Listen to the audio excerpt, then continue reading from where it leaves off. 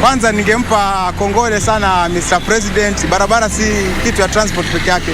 Sisi ni ofisi yetu. Muuza mboga, muuza matunda, muuza kila kitu hapa. Ni barabara ndio kupeleka. Tuna pongezi kubwa sana kwa sababu barabara imetengenezwa mzuri. Wametutengenezea barabara kama ya Ulaya. Yote haya kwenye KBC Channel 1 Ijumaa saa 2:30 usiku.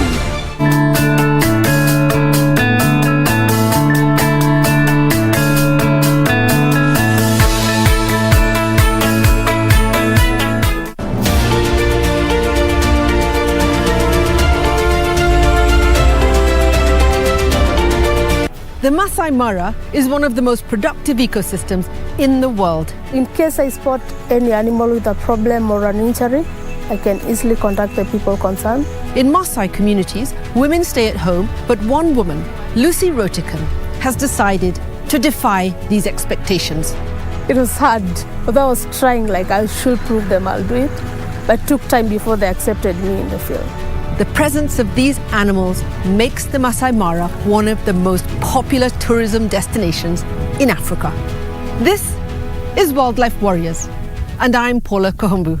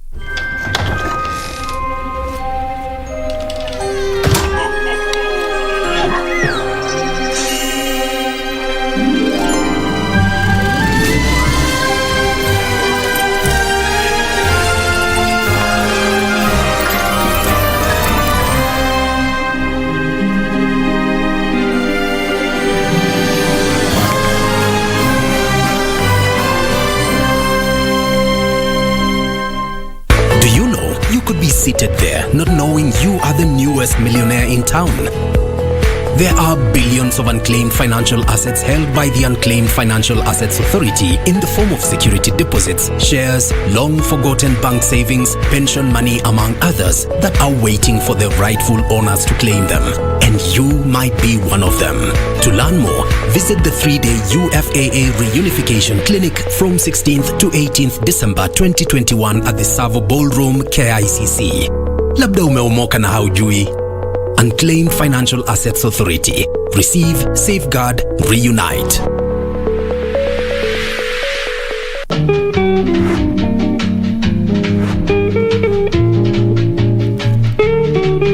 Sasa wewe nikisugu gani utaongeleza huko? Sinaongeanga na mbwa yetu. Unaniambia namna gani? Inaniambianga sasa ile inataka kwenda kunini kwa pupu. Inaniambia please may you take me to the toilet. Naona iambiaje? Naiambia baby.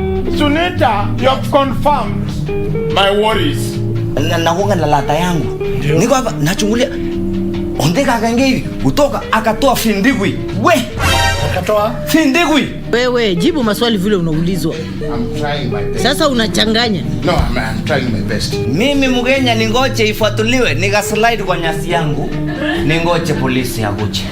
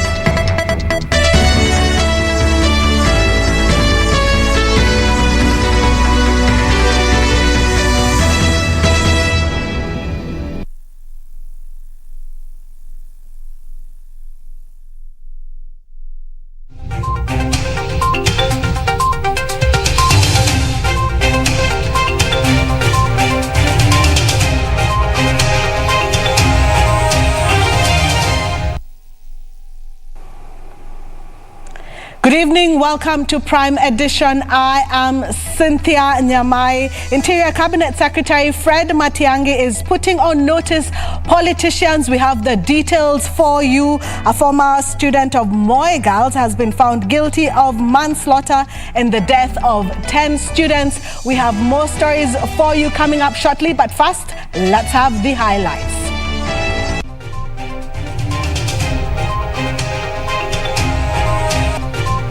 One person dies in another gold mine tragedy in Cythia County.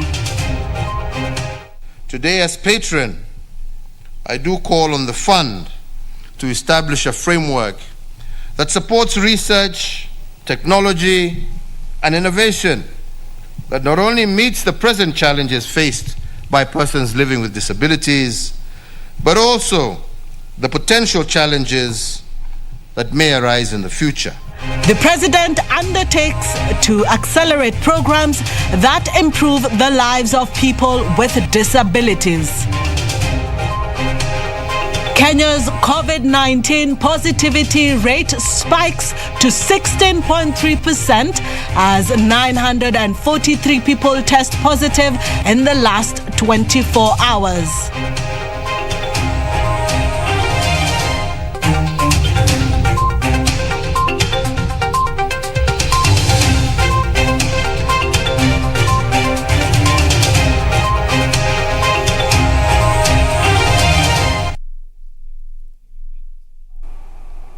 Our sign language interpreter is Lensa Odingo. And remember, we would like to hear from you. You can send us your feedback on Twitter and also on Facebook, also Instagram.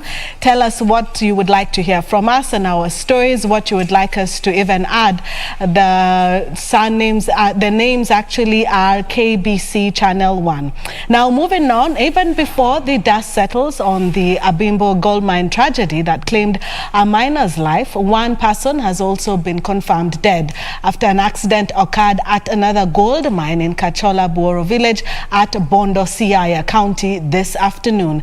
The deceased, Didan Onyango Mushira, aged 43, died when a rock from the mine shaft hit him on the head, killing him on the spot.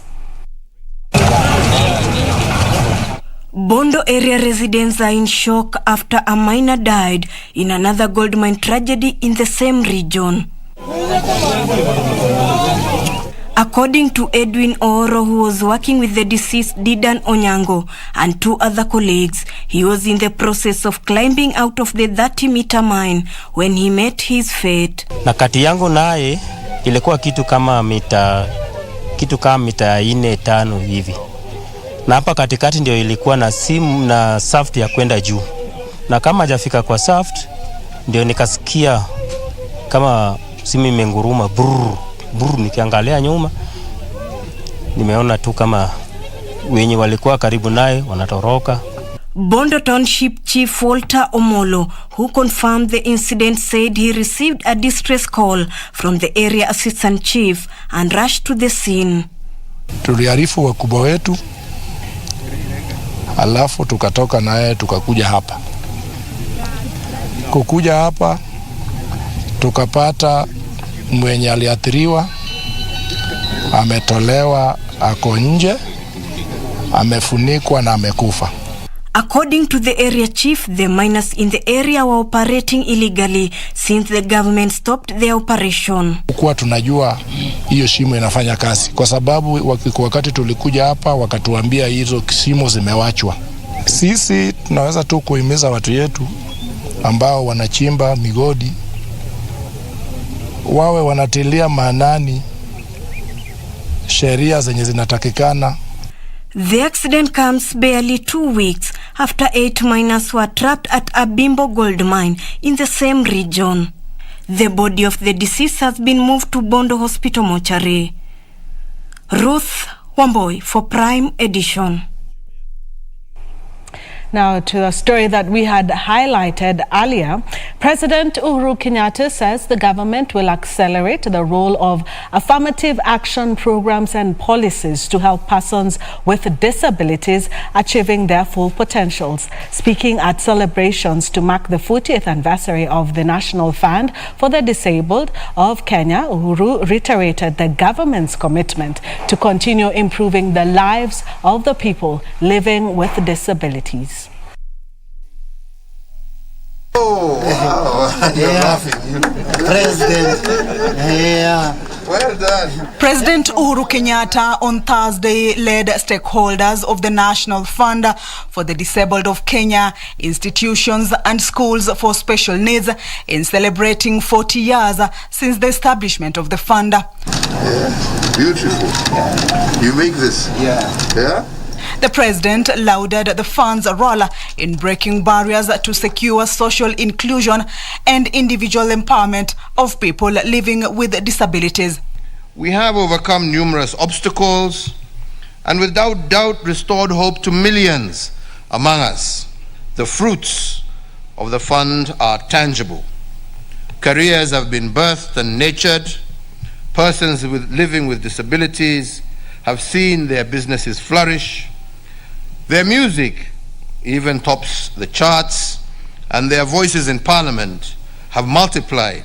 While hailing the trustees for prudently managing the fund, the head of state reaffirmed the government's commitment in improving the lives of people living with disabilities. We will accelerate the rollout of affirmative action programs and policies that helps break down barriers which hold the persons living with disabilities from realizing their full potential. The ministry, together with the fund and other key agencies, will continue to improve policy, registration, and coordination to ensure people living with disability reach their full potential and contribute to national development. President Uhuru, however, called for the establishment of a framework that supports research, technology, and innovation to address current and even future challenges that may emerge. This would include sponsoring, hopefully, an award for our universities and other institutions of learning in the fields of engineering and the sciences for students and faculty that generate ideas, helping in breaking barriers faced by persons living with disabilities.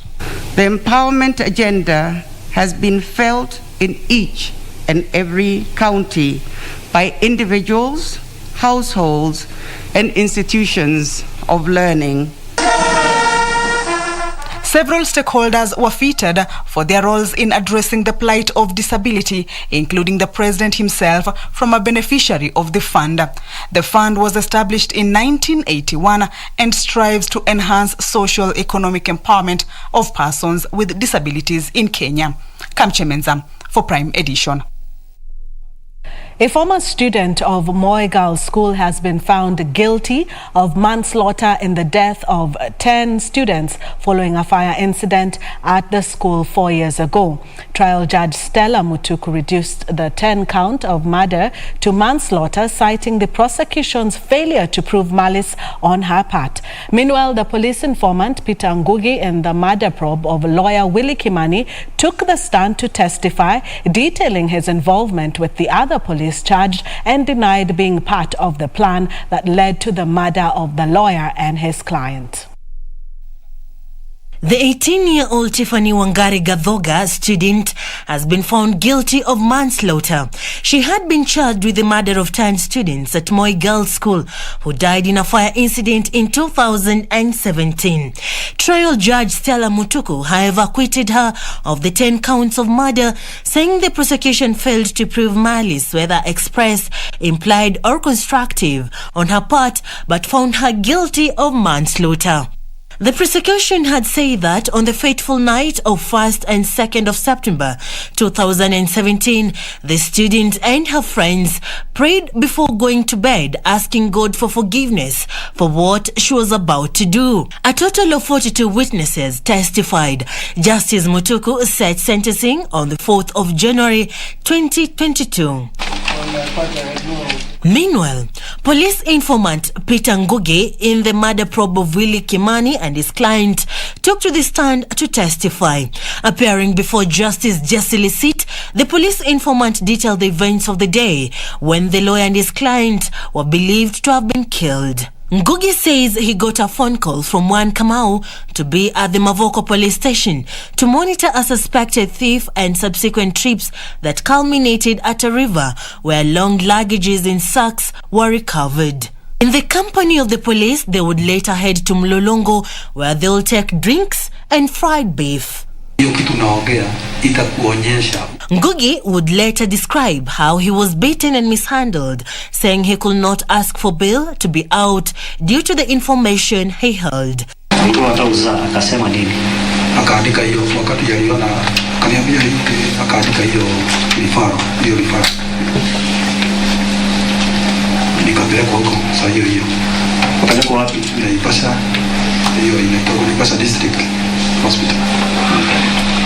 The hearing will continue on Friday.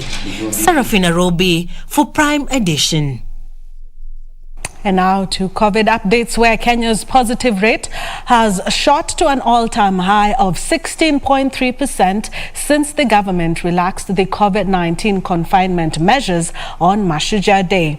The country recorded 943 positive cases from a sample size of 5,787 tested in the last 24 hours. Total confirmed positive cases are now at 258,557. No death was reported today. The cumulative fatalities remain at 5,350. As of December 15th, 2021, a total of 8,505,984 million people have been vaccinated across the country, from which 5,101,374 have been partially vaccinated. Globally, data from the Johns Hopkins University shows more than 272 million people have been infected and over 5.3 million have died. Now, moving on now to some more politics. Deputy President William Ruto has once again accused his competitors of ganging up to frustrate his race to State House for fear of defeat in the forthcoming elections. The Deputy President drummed up support for his bottom-up economic model, claimed his party is focused on empowering Kenyans who have previously been exploited by selfish politicians. Deputy President William Ruto climaxed his vote hunt in the Western region by slamming his opponents, whom he claimed have joined forces in a bid to halt his race to State House. Deputy President William Ruto climaxed his vote hunt in the Western region by slamming opponents, whom he claimed have joined forces in a bid to halt his presidential race.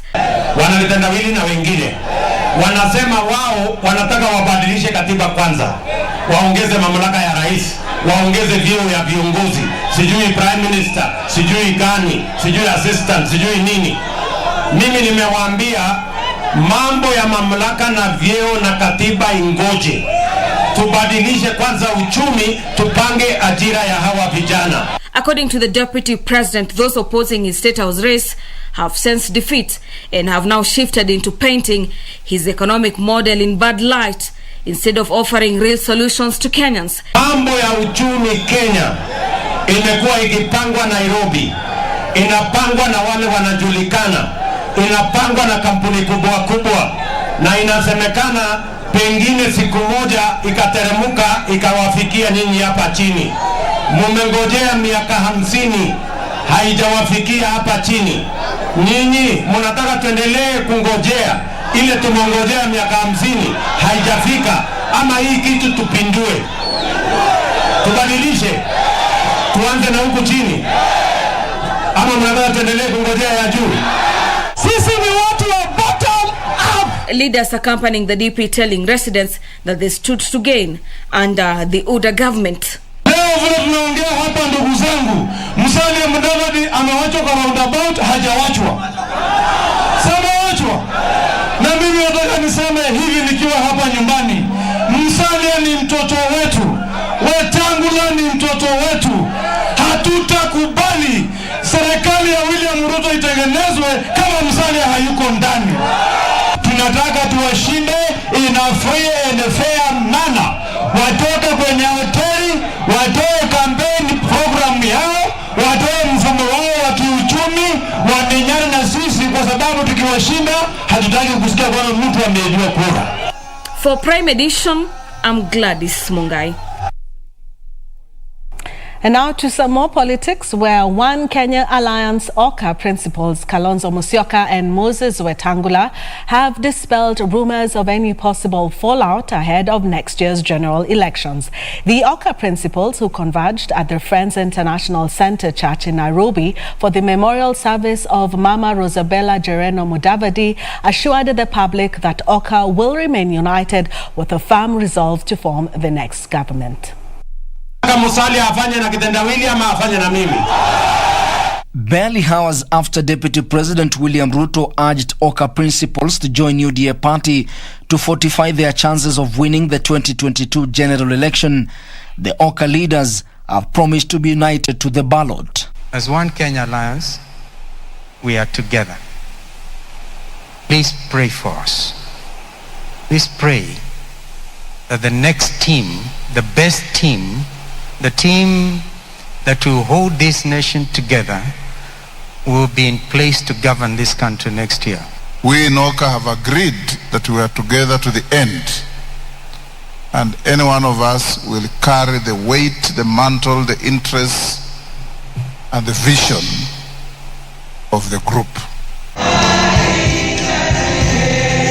While attending the memorial service of Mama Rosabella Jereno Mudavadi at the Friends International Center Church in Nairobi, the OCA leaders, who countered speculations of a fallout among them, dismissed notion of a two-horse race for presidency between Deputy President William Ruto and ODM leader Raila Odinga.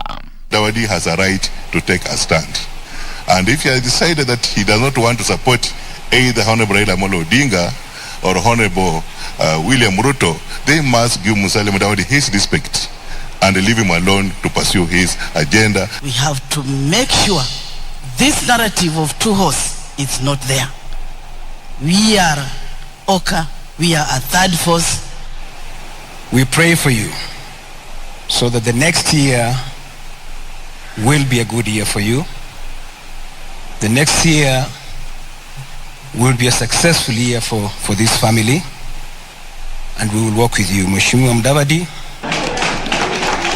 Meanwhile, a section of leaders allied to Amani National Congress Party have dismissed Ruto's invitation to Mudavadi to join his presidential bid. We and myself, among others, have encouraged the Honorable Kalonzo Musyoka and the Honorable Musalia Mudavadi as the main leaders of OCA to go all the way. And there are a lot of Kenyans who will follow them because they know they are peace-loving Kenyans. And the National Gender and Equality Commission Chair Joyce Mutinda has asked political parties to consider people living with disabilities for leadership positions. Speaking in Olkalau, Nyandarua County, Mutinda asked parties to consider waiving the candidates' registration fees for people living with disabilities to encourage them to contest in the elections. Unapata shida kubwa sana ambapo hawajitokezi, ni wengine hawajui kama wanaweza kujitokeza. Lakini kwa mwaka huu tumeona huyu Kigame akijitokeza, akasema anataka kuwa rais wa Kenya. Sasa najua wengi watajitokeza. Ben Chumba, Prime Edition. Now, Interior Cabinet Secretary Fred Matiang'i is putting on notice politicians using violence to drive their political agenda. Matiang'i, who was speaking in Kisumu while presiding over the operation of the Central Nyakach Division, said the government will not spare anyone disrupting peace and tranquility in the country ahead of the general election next year. Wycliffe Okech reports. The Interior CS was in Nyakach Sub-County, Kisumu County, to preside over the operationalization of Central Nyakach Division, where he was installed as Nyakach clan member.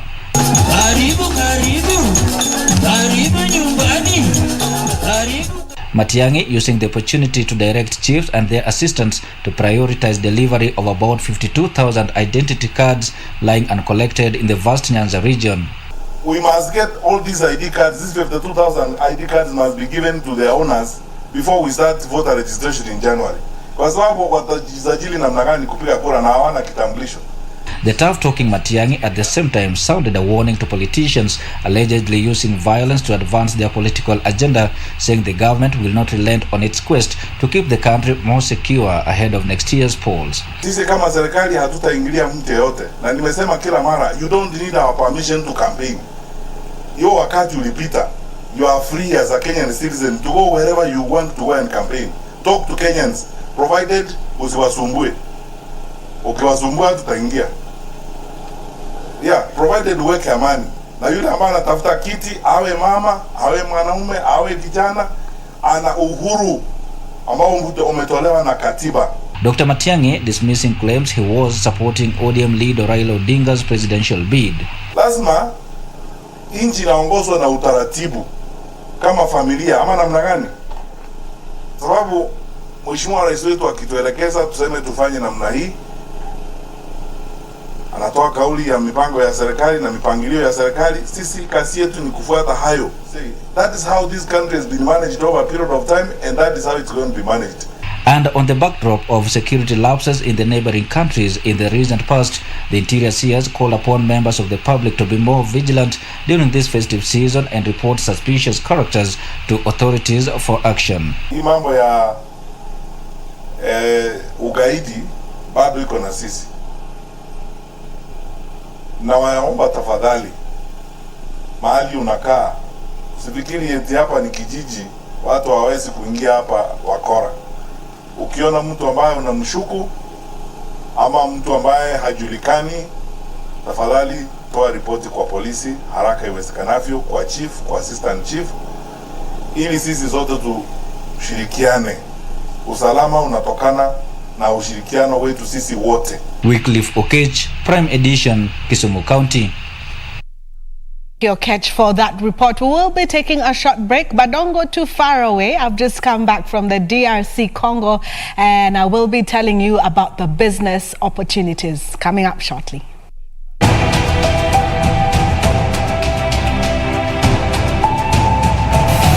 Up to date, KTDA and the small planter have planted about 73,000 odd acres. Negotiations with the World Bank, IBRD, has taken place to finance the building of some 17 factories. The amount of money available from the World Bank for these 17 factories was not enough, and therefore the CDC, Commonwealth Development Corporation, have come into the scene by loaning the KTDA and the Kenya government some 2.245 million pounds towards that program.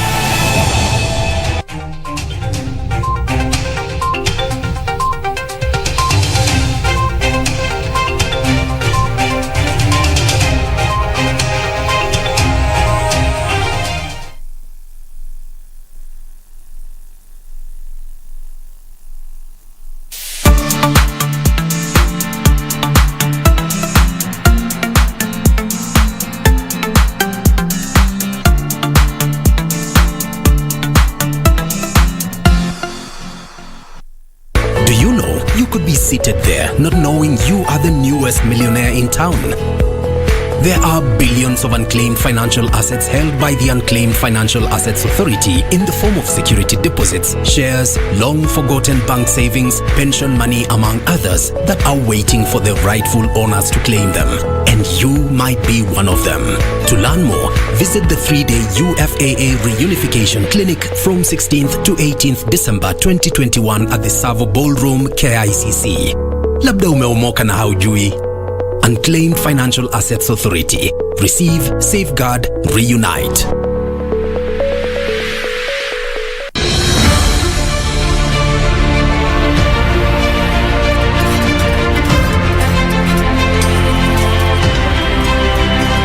Yeah, 98% of the passenger transit in any country, not particularly Kenyans, happens on roads. Kwanza ningempa kongole sana Mr. President. Barabara si kitu ya transport peke yake.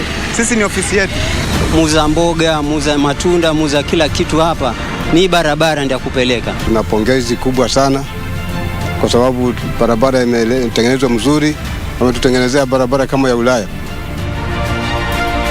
Yote haya kwenye KBC Channel 1 Ijumaa saa 2:30 usiku.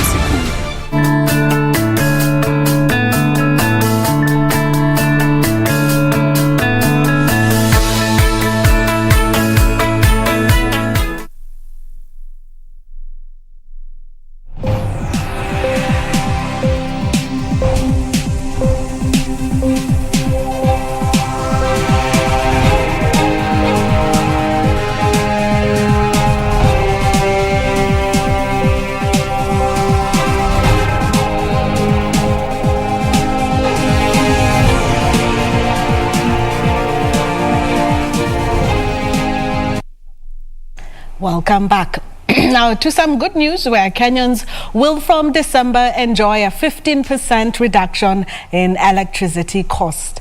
Kenya Power says this will be reflected in power bills covering this month, which will be sent to consumers in January 2022. The move comes a week after President Uhuru Kenyatta on Jamhuri Day announced that the reduction in the cost of power will be implemented in 2 tranches of 15% each. Efforts to bring down the overall cost of power are starting to bear fruit following Thursday's announcement by Kenya Power to reduce the cost of power by 15% this December. This is in compliance with President Uhuru Kenyatta's Jamhuri Day directive that the cost of electricity be reduced by at least 15% and a second tranche of 15% thereafter. The first 15%, which will be achieved through initial actions focusing on system and commercial losses, being reflected in the December bills, and a further 15% reduction in the first quarter of 2022.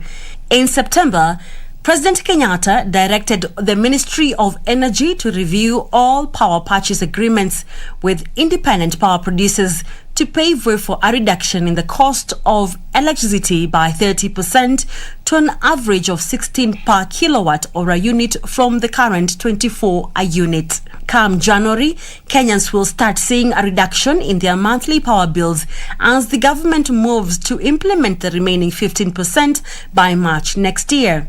Kenya Power vows to work with all stakeholders to provide clean, affordable, reliable, and accessible power to all Kenyans, which will bring down the cost of living and improve Kenya's competitiveness as the region's industrial hub.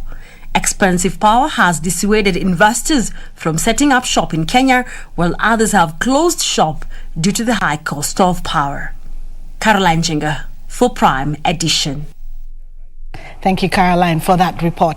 Now, at least 1.2 million youth registered for the Kazi Mtaani Phase 3 program are being considered to be employed in the ongoing affordable housing projects across the country.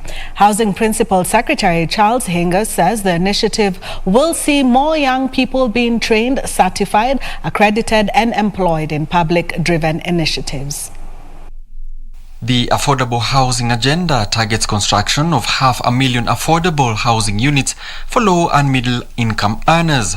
Construction of the houses require a large workforce to drive the development.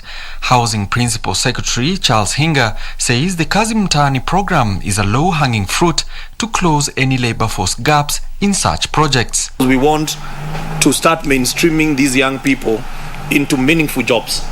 We are producing a lot of opportunities, but now we want to be very deliberate that all these public-driven initiatives like this development should absorb a lot of these workforce. Speaking during the signing of a deal for construction of 5,660 affordable housing units at Mavoko, Machakos County, Hinga said the affordable housing program is picking pace, with developers tapping incentives on offer. Some of the other things is like the IDF.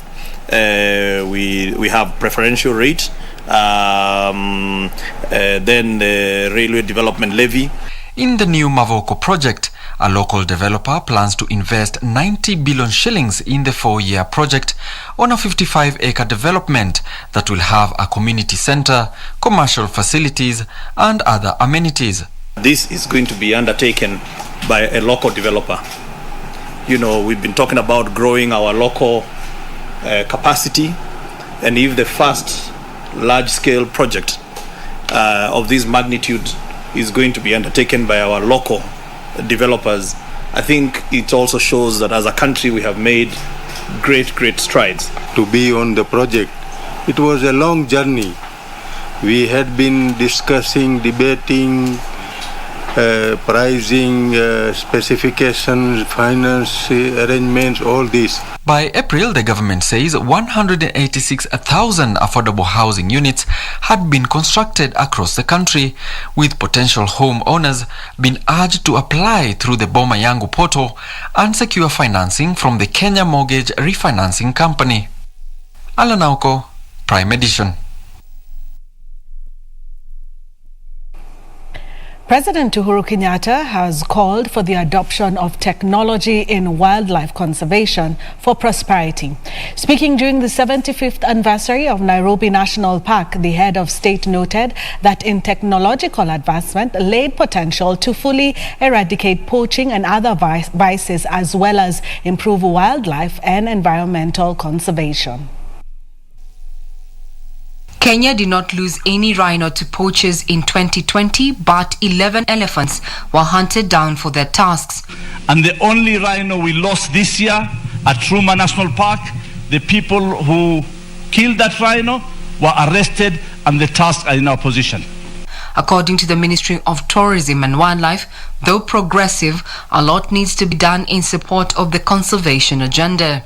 So yes, climate change is major, and because we are worried about biodiversity loss, we have seen the drought in the northern part and animals are suffering and dying. The other key issue, Your Excellency, is human-wildlife conflict. Competition for land, inadequate financing and adverse effects of climate change are among threats to conservation. As a government, we are committed to eradicate poaching and to end the illicit trade in wildlife. But it is critically important that we also collectively raise awareness not just on the serious effects of wildlife crime, but also highlight the need to secure wildlife habitats. Speaking during the 75th anniversary of the Nairobi National Park, President Uhuru Kenyatta directed the Ministry of Tourism and Wildlife and the Kenya Wildlife Service to enhance the use of technology in fighting poaching activities. And to address the emerging challenges, the Ministry of Tourism and Wildlife, KWS, should also use new innovations, use of technology and other innovative measures to address the wildlife challenges, particularly poaching. President Kenyatta believes technology presented the solution to eradication of poaching and reduction of conservation costs. The government currently spends about 7 billion shillings annually on conservation. Regina Manyar reporting for Prime Edition. Now, at the just concluded East African Community Micro, Small and Medium Enterprises Expo in Tanzania, the Standby Jiko, which is a modern energy-saving stove, was among the most popular as more and more people visited it to get information about the innovation. Our reporter Wycliffe Okech interacted with Mudharia Samuel, a Kenyan who innovated the clean cooking Jiko at the exhibition, and filed the following report. The 21st edition of the EAC MSMEs Expo in Mwanza, Tanzania provided exhibitors from across the EAC member states with an opportunity to showcase their prowess in innovation. Mudharia Samuel, a maker of energy-saving stoves, better known as Jiko, is a champion of using clean energy. Nafanya kazi ya energy saving jikos, manjiko ya kutumia kuni kidogo ili tusuie miti isiharibike sana, hewa yetu isiharibike.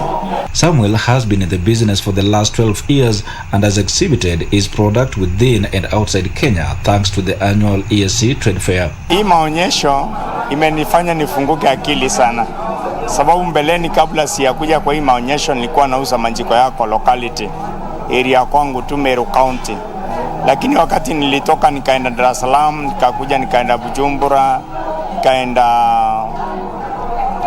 Rwanda, nikaenda Uganda.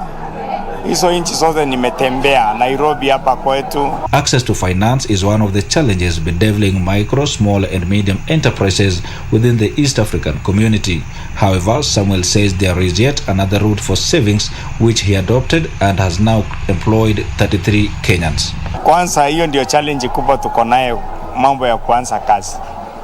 Pesa ukienda ukichukua mkopo, kuna ingine inaleta shinda, unashindwa vile utalipa. Lakini kwangu mimi kuna sikuwa nafanya kazi na loan. Nilifanikiwa kupata kazi na nikapewa down payment. Na kutoka kwa hiyo down payment nilimitia pesa ya kufanya kazi, nikafanya na hiyo pesa kazi pole mpaka kazi kapanuka. He hopes to grow demand for the stoves beyond the East African community block and in the process create more employment opportunities. Kwa hivyo ukienda kwa workshop yangu ni kama niko na mpaka sasa nilianza nikiwa mimi peke yangu, lakini mpaka sasa nimeajiri watu 33 wale wameandikwa sasa kufanya kazi kila siku. Na kuna wakati mwingine tukiwa na onda kubwa tunachukua wengine kutoka nje tunawaandika. Samuel urges households to revert to cooking stoves such as his because they are cost and eco-friendly when compared with the traditional open flame. Mimi hubiri mambo ya kutumia kuni ya njiko ya kuni sana zaidi ya njiko ya makaa. Kwa sababu gani? Njiko ya makaa, ukitumia njiko ya makaa lazima ukate mti yote chini, yanguke chini yote ili uchome makaa. Lakini njiko ya kuni unatoa branches, unaacha mti imesimama, mwaka hiyo ingine itakuwa imemea branches zingine na unatoa tena. And while the EAC Trade Fair has answered the prayers of many MSMEs in terms of market reach, border challenges as well as high and unpredictable levies still inhibit the growth of many enterprises. Tuko na shinda kama kwa mpaka kufanyiwa clearance ya mizigo yetu. Tunaomba tu sababu ya Afrika Mashariki imeshikana. Tukienda kwa mpaka tuwe tunafanyiwa clearance kama vile wakiingia Kenya wanafanyiwa. Wycliffe Okech for Prime Edition. Now, Kenyans are increasingly embracing environmentally sustainable architecture in real estate development in a bid to lessen energy needs. Tonight on Tech One, our reporter Alan Oko visited a model green building in Kiambu County and documents green construction and sustainable living.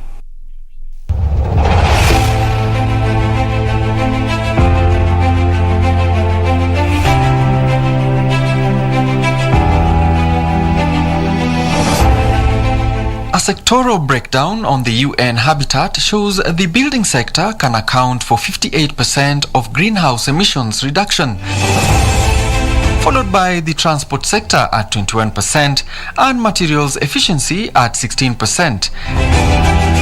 This, experts say, is the future of urban developments.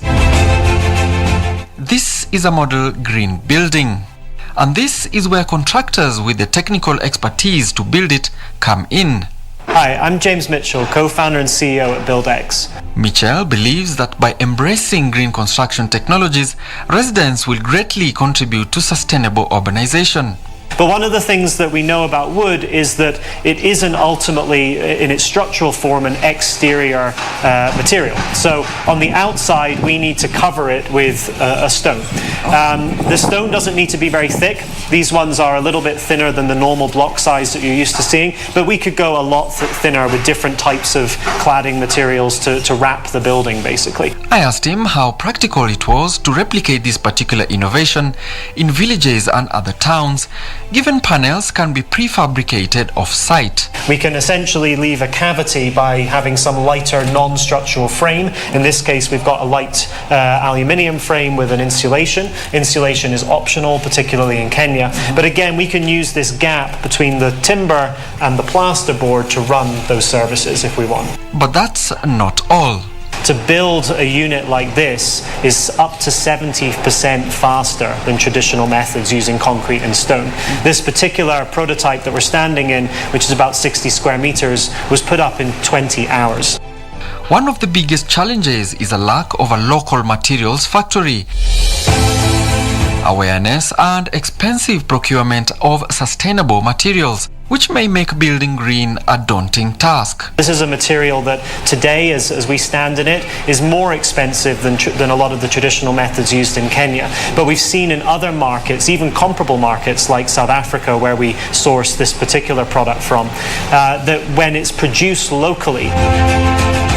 Despite the headwinds, technologies like cross-laminated timber, as we learned, come with some long-term benefits. One major benefit of using CLT as a construction material is its ability to resist fire, or how it burns during a fire. Interestingly, during construction of these model houses, contractors have found a way of introducing social impact practices too. We collaborated with our sister organization called Build Her.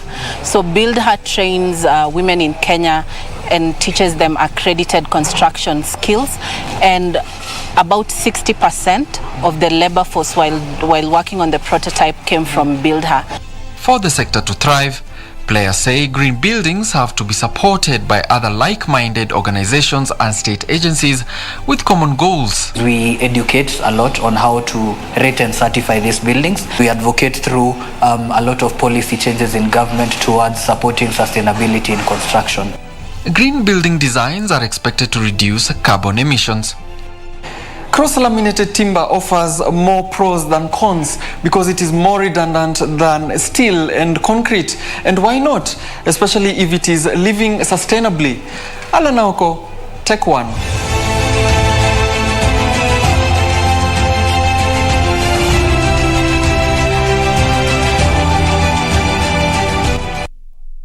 Sustainably. Thank you, Alan Oko, for that story. Now, MultiChoice Kenya has commissioned the 26th GoTV site in Bomet, promising subscribers in an area of a clearer signal. MultiChoice Kenya Managing Director Nancy Matimu says GoTV will launch 4 new sites in a signal expansion plan, targeting to have a total of 30 transmission sites in Kenya by March next year. Director Nancy Matimu says the new site will boost GoTV reception in Bomet town and adjacent areas, offering subscribers access to more channels and easier access to information and entertainment. With a network that is covering over 70% of the population, we are adding 6 additional sites. Of those 6 additional sites, we've identified Nanyuki, Bomet, Kilifi, Nyahururu, Busia, Kitui. Launch will not only improve information sharing, but also will create opportunities for our people in terms of jobs, in terms of businesses. Now, Kenyan businesses should explore opportunities in the Democratic Republic of Congo, which is Kenya's 6th largest international trading partner. Kenya's ambassador to DRC, Dr. George Masafu, says the DRC has businesses and investment opportunities in infrastructure, hospitality, manufacturing, construction, and farming. I accompanied more than 200 Kenyan business leaders and investors during the just concluded 15-day trade mission to DRC, and tonight I bring you the story of why direct flights between the two countries is important. The Democratic Republic of Congo's bid to join the East African community is at its last stage, the verification stage. And Kenyan investors seem to be excited about the prospects. What is it about the DRC? Low-cost carrier Jumbo Jet started a new route to Goma in the Democratic Republic of Congo in September this year, making it the first airline to have direct flights between Nairobi and the capital of North Kivu province. Business relations between Kenya and the Democratic Republic of Congo have been cordial, with both government officials and private sector players in the two countries forging closer ties. Kenya plans to open a consulate in Goma, which private sector players are keen to capitalize on to grow business between Kenya and the DRC. Goma is the nearest entrance to Kenya, and trucks bringing goods from Mombasa come straight what we call the Northern Corridor comes through Uganda, then it comes now to Beni, then it comes to Goma. Most of the petroleum goods and then other manufactured goods come through Goma. And that's where the growth comes in. Yeah. One of the things that, as per the bilateral agreement that we have between Kenya and DRC, we were given 4 frequencies a week. Yes. We started with 2 as we marketed the route, and as the numbers got to over 40%, we increased to the 3. Very soon you will find us moving to the 4th, but the best product will be a daily flight. The low-cost carrier is eyeing more routes in Africa, which is expected to become one of the fastest-growing aviation regions in the next 2 decades, with an average annual expansion of nearly 5%. In every market that we go to, we grow the market. You find places like routes that we get into within a year, we grow it by 30%. So for us is also, are we in a position to grow this market by selling our coastal destinations? Kenyan businesses are exploring opportunities in the DRC market as they target to diversify the export portfolio and volumes after COVID-19 disruption underscored the importance of deeper inter-regional trade. Mombasa, Eldoret, Mombasa, Kisumu, Mombasa, Lamu, even Mombasa, Goma. That's something that we are looking at. There's also into Tanzania, because you find people, there is no airline operating that. So that becomes our first front in terms of our expansion. Secondly, is to look at partners in Goma. Other Kenyan companies, among them Equity Bank, KCB, Serena Hotels, Mabati Rolling Mills, are also expanding in the DRC. The Kenya Forest Service is integrating forest conservation and food production in a drive towards the targeted 10% forest cover and enhancing food security. The Kenya Forest Service is contracting farmers to grow crops in areas where tree seedling have been planted for up to 3 years as a way of boosting food production. At the expansive uplands forest in Lari, Kiambu County, we find members of the forest communities tilting the land. Ordinarily, it would be illegal to cultivate in a gazetted forest, but this has been made possible thanks to the Forest Act 2016 that saw the establishment of the Plantation Establishment and Livelihood Improvement Scheme, commonly referred to as PELIS. Under the Plantation Establishment and Livelihood Improvement Scheme, the Kenya Forest Service can contract farmers to farm inside a forest as a way of promoting forest ownership among communities living adjacent to the forest. Among the factors that attract them in the forest is availability of land. Because, Kiambu in general, if you look at the issue of land, we have land fragmentation. So every family has very small parcels of land which cannot sustain them economically.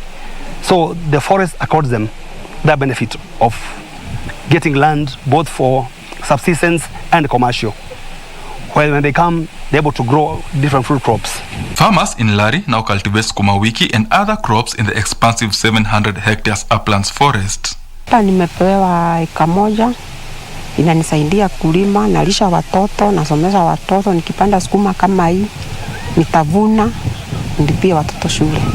Under the Plantation Establishment and Livelihood Improvement Scheme, the Kenya Forest Service harvests mature trees before planting young trees, then contract farmers to grow specific crops on the land with the planted tree seedlings. This community wants the farm now from this forest. As I had mentioned sometimes earlier, is that the neighboring community, they don't have adequate land where they can farm. So this is an opportunity where they can get their livelihood. And by doing so, they farm different crops within the forest. When they sell, it is able now to sustain them and improve their livelihood. This way, farmers tend to the young trees while cultivating in the land. Juu najua shamba ya huko nje sio kama hii ya forest. Juu hii ukipewa miti ndio itakutoa huku. Si unaona? Ya huko nje utaenda utafute ukomboe. Mwenyewe anaweza kuambia ulime miaka 2 utoke. Naona. Sasa huku miti ndio itakutoa huku. Before being allowed to cultivate the crops, Contracted farmers are trained on proper crop husbandry to increase land productivity. They prepare and they plant the agricultural crops, of which they are so beneficial to them, especially when they harvest those crops. And they plant assortment of crops, including potatoes. You can see here we have the carrots, we have beans, we have carrots. The Kenya Forest Service is targeting to train farmers on cultivation of high-value crops such as mushrooms to maximize farmers' earnings. Things for about 500,000 in 1 hectare. A farmer is able to get that in 1 hectare, depending, of course, on the crop. It's of 160,000 to 500,000, depending on the crop. Benson Rioba reporting for FarmWise.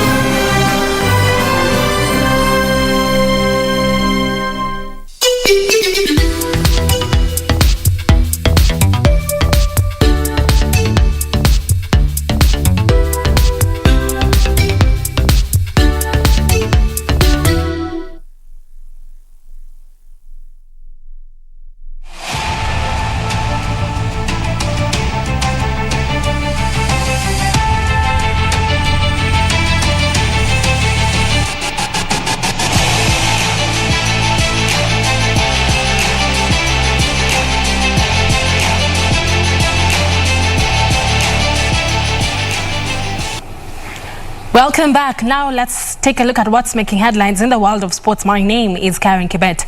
Now, the national chess coach Hag Misiko believes the Kenyan team taking part in the ongoing Africa Individual Junior Schools Championship will be crowned champions following the stunning performances produced by our players in the first, second and third round matches in Nairobi.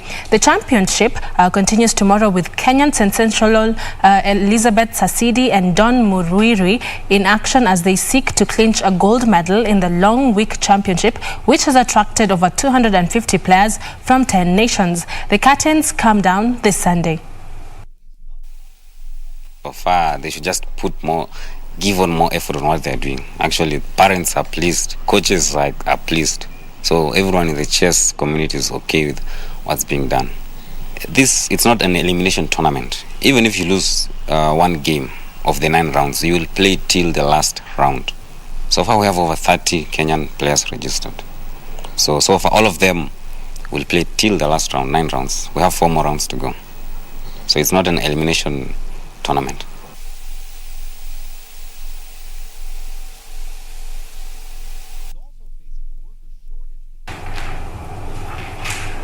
Moving on, prevention of the COVID-19 protocols have been put in place to contain the spread of the coronavirus during the World Tong Il-Mudu Open Championship, which will begin tomorrow at the Aga Khan Multipurpose Hall in Mombasa County.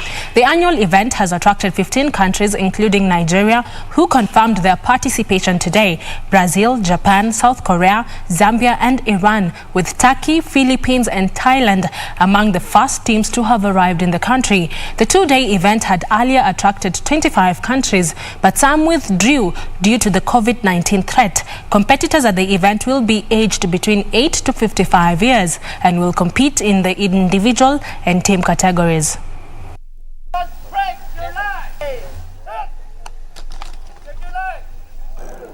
As a federation, we've been working closely with the Ministry of Sports and been following the guidelines from the Ministry of Health as far as COVID protocols are concerned. What we did is we put all our players in a bubble, and that is because we want to keep them all safe. We've also been taking care of our volunteers. Before the tournament, they are all going to get tested. During the tournament, they are also going to get tested, so that any person who interacts with the players is going to be safe.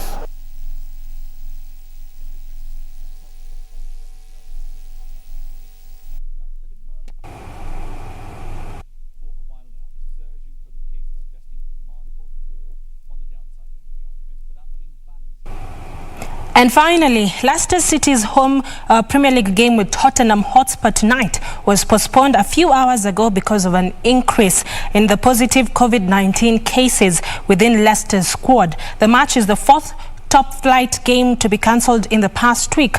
Leicester's training ground has been closed to help contain the outbreak. The other two matches, Chelsea versus Everton, Liverpool versus Newcastle, will go on tonight as planned. Meanwhile, Arsenal leapfrogged opponents West Ham to fourth position after a 2-0 victory last night.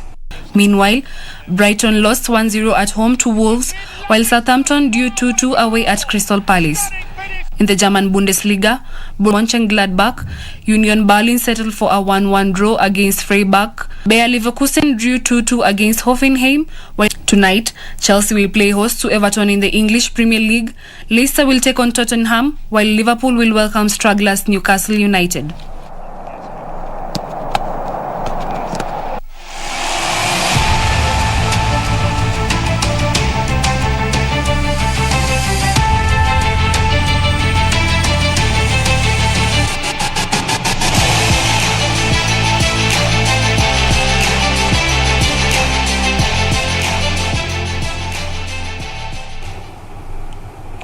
And that's all the sports news we had for you tonight. Cythia, welcome back to the country. That was an amazing story you compiled for us all the way from Congo. And I have the accent. Batoto Batoto. Clearly, you are from Congo. Welcome back. Asante sana.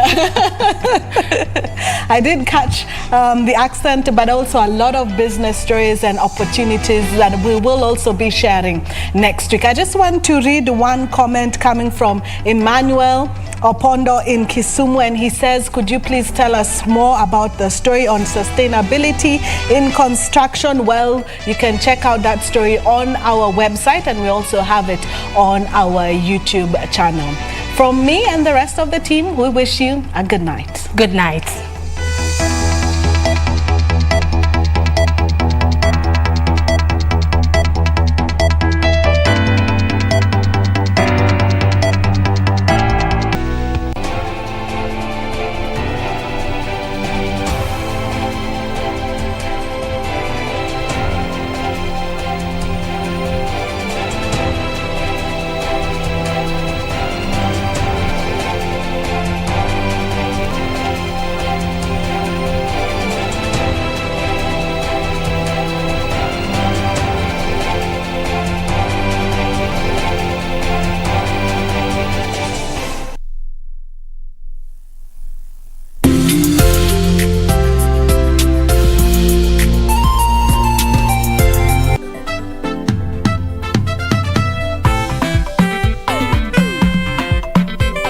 You guys ever read on your own? Why should we, Ma'alimu? And we are paying school fees for you to teach us. That will be making